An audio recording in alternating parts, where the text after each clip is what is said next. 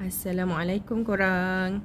Hari ni saya nak review satu produk yang kalau korang nak kulit lembut, glowing dan rasa macam baru keluar spa, inilah dia, body oil Look Me Pretty Organica. Ni memang jawapan dia. Dibuat dengan campuran wild rose dan calendula.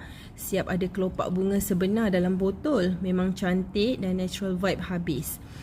Kalau tengok pun nama dia pun kita dah tahu, organik 100 ml, botol besar ya, yang mana kalau tengok dekat ingredient ini ada macam-macam kebaikannya. Wild rose contohnya kaya dengan antioksidan untuk kulit lebih sihat dan berseri, manakala calendula pula terkenal dengan kesan soothing, sesuai untuk kulit sensitif atau kulit yang selalu kering.